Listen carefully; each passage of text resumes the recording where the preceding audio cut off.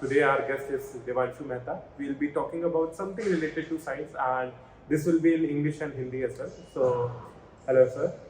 I have few queries. Before that, would you like to tell about yourself? Basically, my schooling has been from army school, and after that, I did my BTech from Untitled, and in the last year of my BTech, I got my Ph.D. offer from IIT Delhi, and I took it, and I continued with my Ph.D. And it was 2022 when I gave my defense, and right now I am in Singapore and working as a research fellow here. That's right. That's That's really nice. So, for a quick ice break, so that you can be comfortable a little, so we'll be asking few questions. So, first is, what do you prefer? How you work in lab, with music or without it? Like quiet concentration. It depends. So if I am doing something to do with like writing or something, Right. then I would not prefer music. Mm-hmm. So I would not. But yeah, if I'm doing some experiment, Yeah. and that is already optimized and I know the steps and all this, Correct. then I would definitely prefer music. Music. Okay. That's nice. Okay. So, if you have free time, what would you do? Analyze data or hands-on experiment you would have? Analyze. Analyze data. Oh, that's nice. So you have a lot of data. I have one more query. If you have to read a research article, would you go for classical journals or the new upcoming journals is okay fine with you?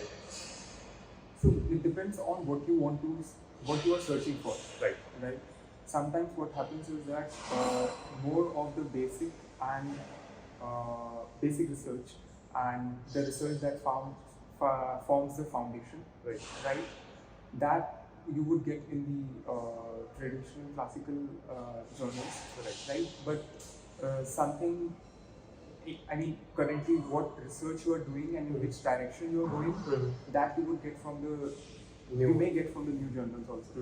Journals also. So I mean, it depends what are you searching for, Right. right? So, one author or scientist that you would like while you were doing your PhD? So one scientist Yeah. that I like, I would like to name one of my seniors. Okay.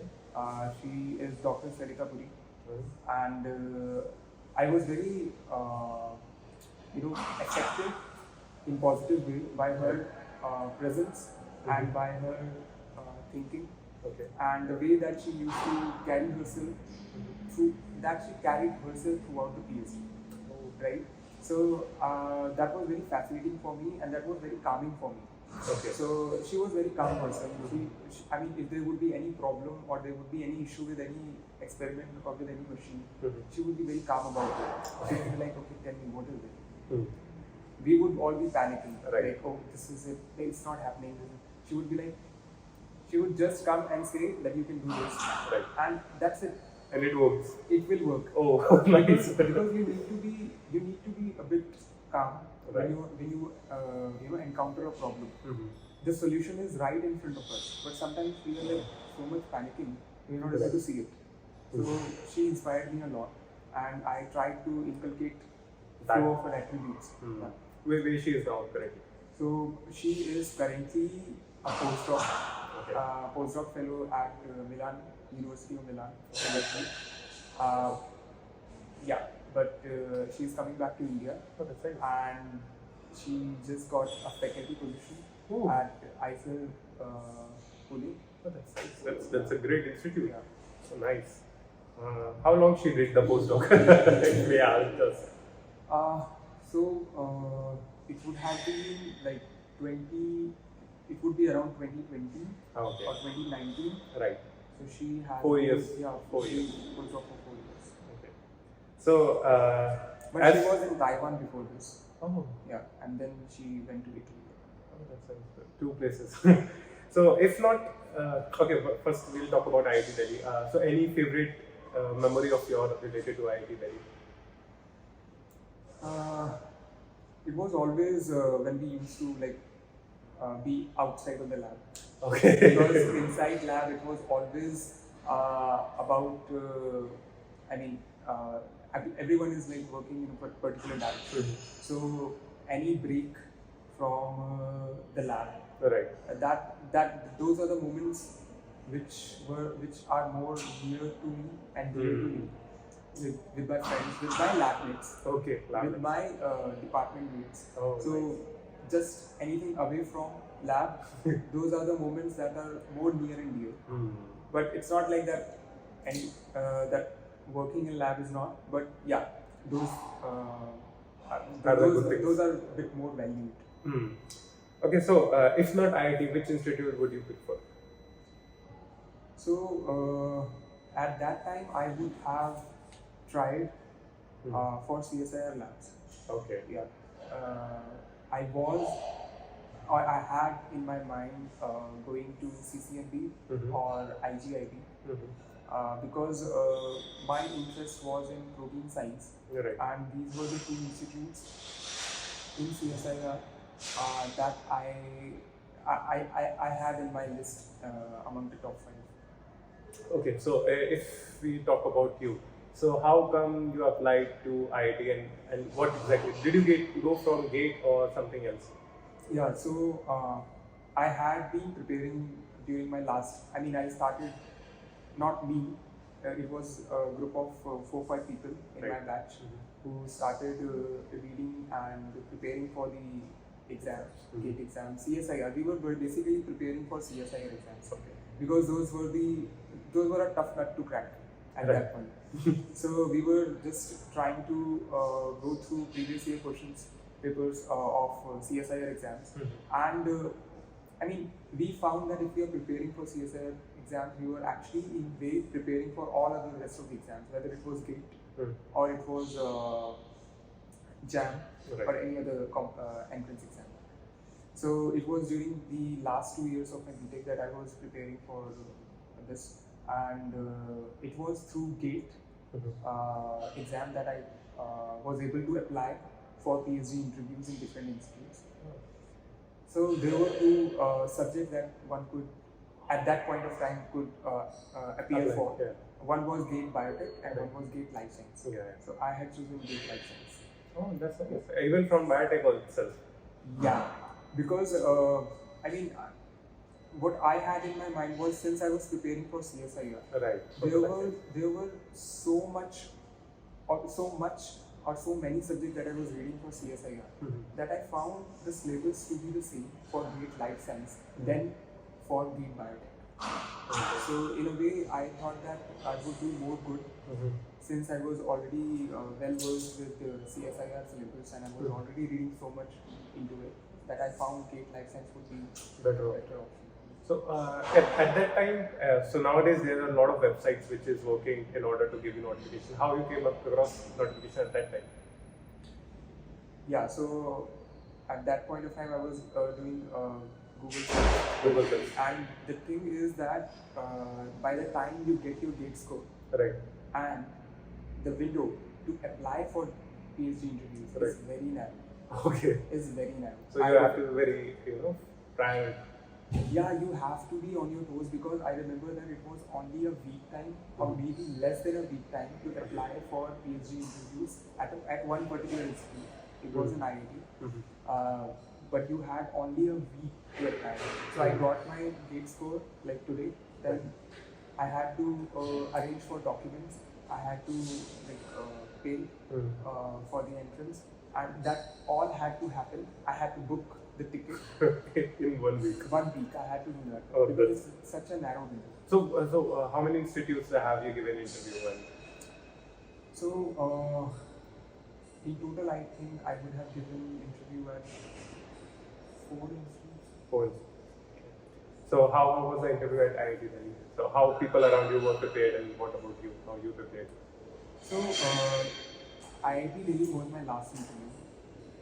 Okay, last interview. It was my last interview, and I had already given an interview at another IIT before that, and I was very confident that I would get selected there. Okay. very confident.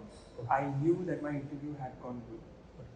The interviewees were very impressed. Okay. I knew that I would be selected. Okay. So since it was my last interview and it was clashing with Aisha Mohali's interview, Okay. so just because it was near to my home place, Bareilly, I used to live there. Okay. I was living there in Bareilly. So So you applied there. So I just, you went there. Yeah, I had applied both IIT Mohali and IIT Delhi, or IIT Delhi as well. So But prioritization was because of the convenience. yes, because of the convenience. So I just went to IIT Delhi and I just wanted to appear for the interview. Right. I was not expecting to be selected. Yeah. So I was very calm on that day because I didn't have that much of tension that I want to get selected, which I had when I had appeared for other Rest of the interviews. interview. Yeah. I was very calm. I was like not nervous at all. Even when I entered the interview room, they were full of faculties, like 10, 12 faculties.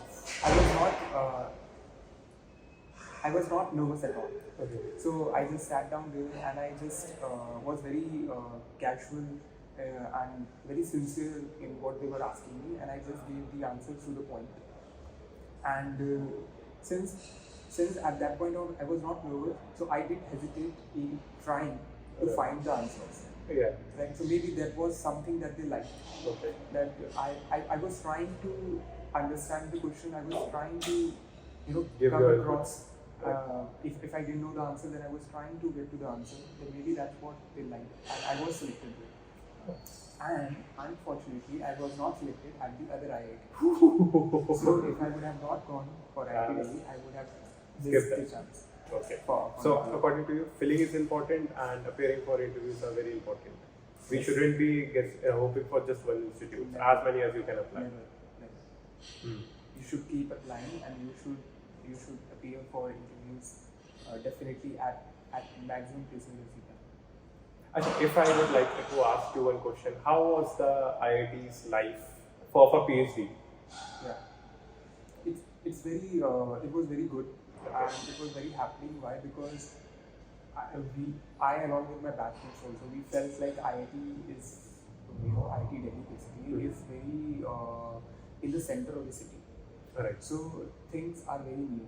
Like you can go to malls, you can go to historic monuments. Right. You can actually plan your trip. Weekend getaways to Jaipur, to Agra, to Chandigarh, to any hill station for that matter.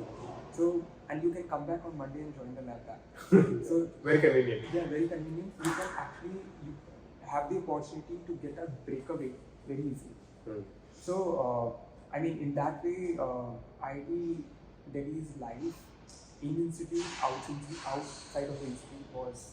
I feel like I was blessed that because I would not say the same for other IITs, which are relatively most of them isolated places. Yeah, which are relatively far away from the city. One more thing related to IIT itself. How about the coursework? How you do it, and what are the things you are going to have to go, and what is the duration time you have to complete it? So it depends whether you join PhD just after your BTech, right, or you join after your masters. Right. So if you are joining just after your BTech, you would have to complete 20 credits. So 20 credits, when I say that one subject is usually on 3 credits in IIT, most of them. Some of them are even 1, 1.5 and something like that. But you have freedom to select, choose the number of subjects you would want to study in your first semester, second semester, such like that.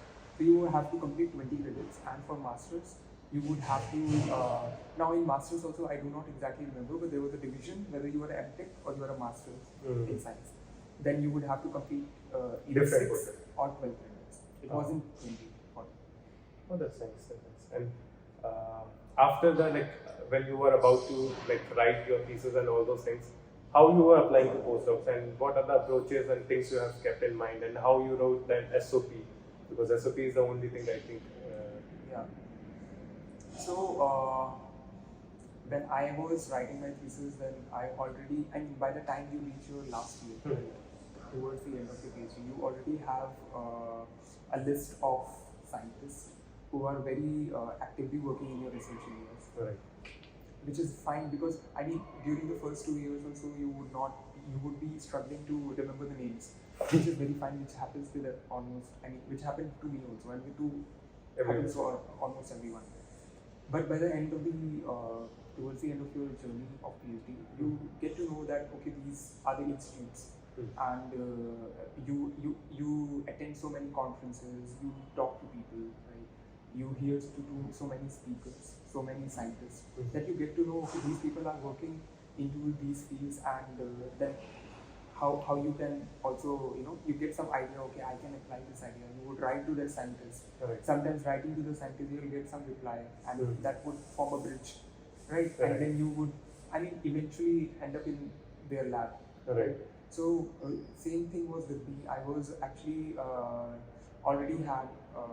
I was talking to few of the scientists during my PhD. I had few doubts when I was doing some experiments. Then I would not hesitate not talking to the scientists directly. I would just email them. Sometimes they would not reply. Obviously they're busy and they don't know me. Right. But sometimes some scientists do would reply. Right. So you tend to form a communication channel, and that helps a lot. So you know that okay, these are the scientists you can apply to. Then you just apply to them, and most important is your CV. Okay. And if you have a paper, then that actually matters a lot in PhD particularly, because that is a testament of what you have been doing, right? Because not in the starting, not every scientist would be having the time to entertain you in a presentation, right? In a one-to-one discussion. Right. So your papers are very much like a mirror to what you have done. So that is good thing to have. And SOPs, as you were talking, then I felt like that there was no particular scientist or to any particular scientist that I have written as such. It was to most cover letter. Yeah, you would be required to write to a scientist who is unknown of you. You don't know. You're right. You would have to write for them. But for most of the scientists that you are regularly talking on a regular basis, they know you. So they know your research, they know your lab, they know your supervisor. So for them, you need not to, because at that point of time, you would rather ask for some time for your professor so that you can present your ideas or present your thesis of your PhD. So that they will be interested. Yeah. So do you think LinkedIn help in our journal? Like people say that in management, a lot of things are dependent on LinkedIn. So in science field also, a lot of things being dependent on LinkedIn. It is, but I didn't get. If you talk about the scientific direction, then it was more about getting updates on the research that is happening that I was able to get from LinkedIn. Right. But as such, maybe it was me. I did not put pedal to approach through LinkedIn. Okay. It was mostly ResearchGate that I would get to know about more authors of a particular research that I would apply to them through emails. So it would happen like that. Okay. Coming back to the SOPs, what would you write in an SOP? Correct. So there were few of the cases where I had written set of hypotheses, and for that, I think everyone has their own style. But what you would want to write in an SOP is just give a little brief introduction of who you are, where you come from, right? Okay. And then what has been your research background, right? And why are you applying to that lab? What is arousing that interest, and how you would be a good fit, right? How you can actually contribute to the research, right? How you can learn in the long run, and how you can benefit them. Right? Yeah. So mutualism, you should have to show that what profit will have and what they have. Yes. And how was the interview at this place? So this place, the interview was very usual. Okay. Yeah, it was just like I had at IIT Delhi. Oh, that's so yeah, it was more about it was more about the questions like where you conceptual questions where you would want to give a situation to the people, to the person, and you would want to know how he would approach to reach the solution. Nice. So yeah, so it's just more like a mystery you have to solve. yes. So there would be, so during my PhD interviews, I have this experience of having both kind of interviews. Right. Where one interviews will be more information based, How where much you there know? will be questions. So you know or do not know. Right. There's no middle ground. Makes sense. But then there would be questions where any approach, Would take it depends on how you are You able to think. think, what you are able to think, how you. So there is no right or wrong answer, Okay. right? So they would just want to know how would you approach a problem. Right. They'll just ask you, okay, you have this vector, this so and so gene is being expressed. Right. So, and you have to do this kind of study. So, what are the necessary things that you should have, and how would you reach to the end goal? So, I mean, they would want to think: are you able to, think in that direction? Are you able to think of the protocol? Right. Of the steps would lead to that? So there are few questions which people have asked, and I would like to ask you that also. So how you did get the admission in IT? We talked about it. It's from the gate. Yeah. But what was the strategy and the mindset to apply over there? And So the strategy, so the mindset, first of all, if we talk about the mindset, it was always, my mindset was always about knowing and knowing. Like trying to get more and more information, trying to understand why and how things are happening. Okay. Like if you consider biochemistry, if you consider microbiology or anything, it was always on how and why things are happening. Right. Because one that thing is you understand that thing, then any question or anything that comes or anything that is being asked is always on the top of it. Right. So once your this foundation and the basic is clear, that why and how things are working, then it becomes very easy to understand. Okay, this can't happen like that. This will happen this way only. Right. So the mindset was always like this: that whatever I read or study, I need to understand it rather than going around the quantity, always going about the quality of what you are reading. And strategy would be that my batchmates, and I mean my batchmates were inspired by our faculty at that point of time. Okay. He was Pankaj Tripathi, Dr. Pankaj Tripathi. He was the only person who actually inspired us, who actually made us come to terms with different exams which were there.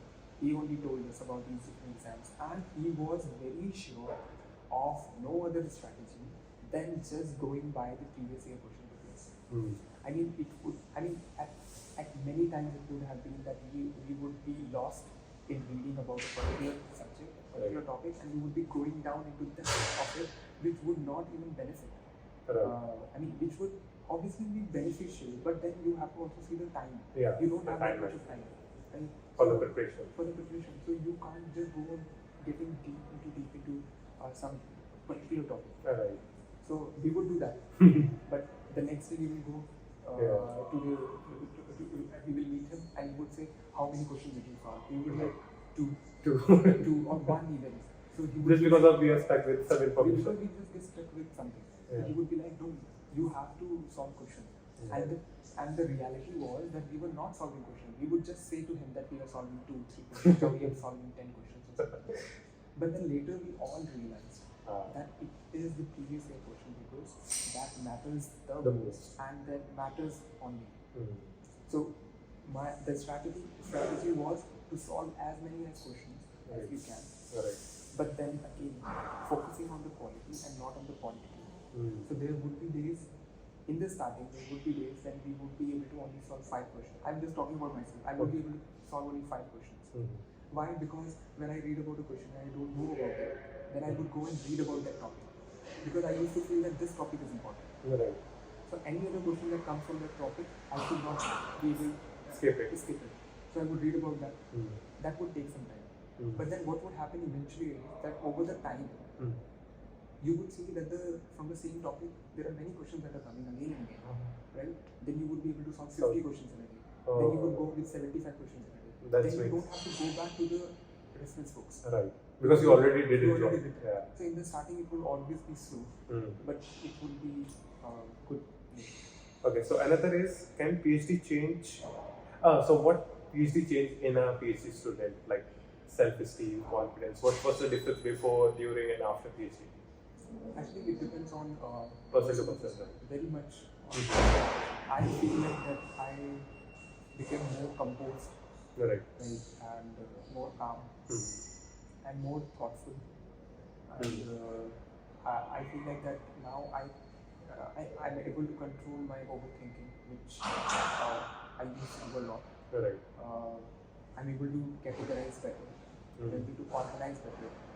So, because I know that during my PhD I have done all those things which had not yielded good results, these personal goals. Right. So you know that okay, this is not going to work in the long term. So you have in to. the long time. Right. Right. Every day seems long when you get stuck. Right. So one should not feel like there is no way out. Okay. There's always a way out of any problem, and that is what, like, for me also, it was only the hope that sometimes if I'm stuck, it was only hope that this can't be it. There has to be some other thing. So that kept me going. So in that way, I feel like I'm more sorted. So there is one question: is it mandatory to have research publication while applying for PhD? No. No, not really. Because see, as I told you, like during the degree, I mean, you are already taking an exam like GATE or CSIR, Right. and you get a score, Right. and on the basis of that score you apply, Right. and then when you apply, you again take an exam of that particular institute, Right. and then you appear for an interview. Right. So how you do on these steps matter more than what you have in your locker, kind of what papers you have. So those will not matter if you are not able to reach to the end of it. So during application for IIT's PhD, is there something like whether you should have CSIR JRF or ICMR JRF or DBT JRF? They prioritize that, or it's just a qualification? It matters. It matters. It matters because there is a certain quota in every institute, and in that quota, the institute can only take that number of students. Okay. So if you are coming from GATE, right. Suppose that and there are 10 people who are brilliant, right? But they have qualified GATE. Right. But GATE is an institute fellowship, right? It's an institute fellowship. So what will happen is, like unlike CSIR fellowships are released by CSIR, but GATE fellowships are released by the institute. So they have a particular number of quota. Okay. So if all of the 10 of them are good, so they would try to take out only only the first 3 or few. Yeah, not all people will get the chance. Yeah, that will be the case because they have these quotas, and that is not known to us. Right. That is not known to us. That is just known to the faculty, to the department. Okay. Yeah, that is not known to us. So that's important. The person should have. If you're coming with CSIR, definitely that is more. If you look by the fellowship, then a person faculty will not think twice, because if you are good, then he would hire you. Why? Because you're coming with your own fellowship. Own fellowships, yeah. That's a good thing. So one more thing, is India a good place to do PhD? A lot of people ask this question, and a lot of people qualify exams and they are talking about it. I even heard about you saying about ICES and all those things. So your perspectives on this point, whether India is a good place to do PhD nowadays? Yeah, so it depends on the places, and it depends on the institutes. Right. And it also depends on the professors, supervisors. Right? And definitely India is a good place to do PhD. I personally believe that. Why? Because the kind of process that a person as an Indian student goes through, that makes him or her quite strong, Right. and we tend to be more responsible for the things, for almost everything that we undertake as a Right. PhD student, whether it's administrative work or it's non-administrative work, it's academic or it's about teaching, right? So I would say that there are maybe X plus Y things that we are doing as an Indian student, as a PhD student, as opposed to just X when Right. you go out. So there's always an addition. Extra work. Extra thing that you get to know and handle, Right. manage Right. as an Indian PhD student. So when you go out to do postdoc, it's quite easy for you to manage through. Right. It becomes quite easy for you to manage through. Right. And coming back to the question where you talked about the papers, for Indian PhD it may not be essential, but for foreign PhD Applying for. it is very essential. Oh. Because they do not have any background on you. Oh. They don't have any background on you, so when you apply, it becomes it's a blind process. Right. So when you present your Work. achievements, qualifications, work, so then having a paper Will be becomes very impactful. very impactful. Okay, so one last question I would asking: is PhD related to imposter syndrome? Do you think that? Actually, it's not just about the PhD. Right. Any person right, can feel like that. Okay. Can have that thinking of being an imposter. So, I mean, it's not just about the PhDs. In PhDs, because our ideas are shunned Right. many times, so we get this feeling of maybe we are not good enough. Right. But that is not the case. Whenever this is happening, right? So when you are just repeating what you know, you're not learning. Right. When it's being shunned and you are being fed with new ideas, then it is what growing is, right? So I mean, at times we may feel, oh, I'm not good enough because I always get these ideas which are not, executionable, Right. or those are not amounting to anything. It tends to happen. It has happened to me also. Okay. And It's perfectly right. it's perfect. I mean, it happens, but the thing is that I mean, a person should think like you are at a place, right? Why? Because of your qualification. Right. Why? Because you matter. Why? Because you, whatever you put forward, your idea or anything, that matters. That's why you were there. Right. So your opinion matters. Whether it is shunned, right, or whether it doesn't amount to anything, that is secondary. That becomes secondary. How else would one person learn if he doesn't, give out everything and gets a feedback? So that's very normal. So in short, it's good to do PhD in India, right? Yeah. Those So people who really want to. any three advices you would like to give to people who are in India doing PhD? Any three? Advices. See, one person should think through the entire process. Okay. It's just, I mean, the PhD should not be done just because, it's a trend. Right. No, because you would feel in the middle of it. Many people would do that, like they would come out of it. But then, I mean, it's okay if you want to do that. Right. It's definitely okay because it's his or her choice. Right. If you want to do that, Right. if you want to explore like that. Right. But then the thing is that you should also think that if you have or you can continue through the process, what is your purpose? Right. Why you want to do PhD? Right. That's the first question. That is the very first thing that should come to you. Okay, that's why the first you want advice. to do PhD? Okay. Why you want to do your PhD is the first advice. Yes. And second is that one should, think like if does he or she even have that much of time?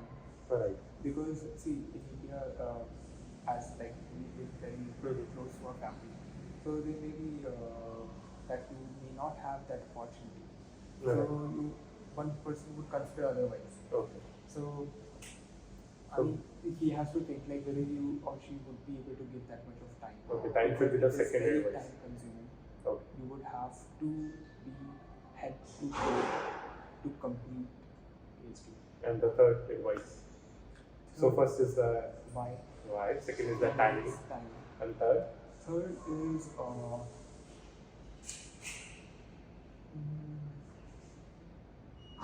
why would you want to do PhD? If you ask me what would be the third advice, I would say if you are willing to visit your highs and lows with both smiles and cries, then you should do a PhD. that would be a good way to put it. Yeah. Yeah. If you want to, I mean, Enjoy every emotion. Test. It's not going to test your endurance. Yeah, if you want to. Endurance testing. Yeah. Okay. Thank you so much sir, for your time. And with this, we would like to wrap up this. And thank you. Thank you.